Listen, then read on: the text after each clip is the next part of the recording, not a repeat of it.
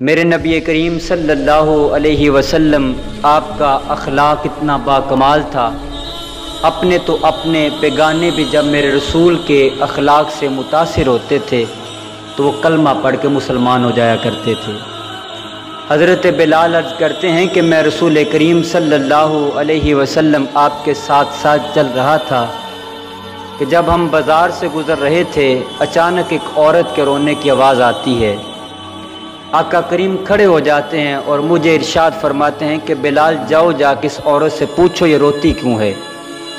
حضرت بلال کہتے ہیں میں اس عورت کے پاس گیا، میں نے جا کے اس سے کہا بی بی تو روتی کیوں ہے؟ اس نے کہا کہ میں غریب ہوں، غریبی بھی ایک بہت بڑی آزمائش ہوتی ہے۔ وہ کیا کسی نے کہا تھا کہ سب روگاں تو روگ ہی ڈاڈا، جس دا نام غریبی، کنڈ ولا کے لنگ جاندے نے رشتے دار قریبی۔ تو کہا کہ میری مالکن جو یہودی ہے میں اس کی خادمہ ہوں، اس نے مجھے بازار بھیجا تھا تیل لینے کے لیے، میں تیل لے کے گھر کی طرف جا رہی تھی کہ ٹھوکر لگی، تیل زمین پہ گر گیا، میں بڑی پریشان ہوں، اب جب گھر جاؤں گی وہ مجھے مارے گی، آپ مہربانی کریں میری کو مشکل دور کر دیں۔ میرے کریم آقا نے اپنی جیب میں ہاتھ ڈالا اور پیسے بلال کو دیے، کہا جاؤ بلال بازار سے جا کے تیل لے کے آؤ۔ حضرت بلال تیل لے کے آتے ہیں، اب تیل اس بی بی کو دیا جاتا ہے، جب اسے تیل دے دیا میرے آقا جانے لگے، وہ پھر رونے لگی، کہا بی بی اب کیوں روتی ہے؟ اس نے کہا کہ مار تو پھر بھی پڑے گی، جب گھر جاؤں گی وہ پوچھے گی دیر سے کیوں آئی ہے تو میں کیا جواب دوں گی؟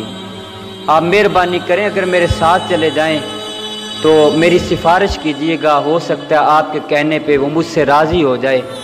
میرے آقا نے اپنا سارا کام چھوڑا، جو اہم کام جا رہے تھے میرے رسول چھوڑ کے اس بی بی کے ساتھ چل پڑتے ہیں، اور جب اس کے دروازے پہ پہنچے دستک دی، اندر سے اس کی مالکن باہر نکلتی ہے، میرے آقا کی نظریں نیچے ہیں، میرے آقا نے ارشاد فرمایا بی بی یہ تیری خادمہ ہے، تو نے اس کو بھیجا تھا بازار تیل لینے کے لیے، جب یہ تیل لے کر گھر کی طرف جا رہی تھی تیل گر گیا، ٹھوکر لگی، پریشان تھی، میں آیا ہوں بتانے کے لیے اس کا کوئی قصور نہیں ہے، اسے معاف کر دینا۔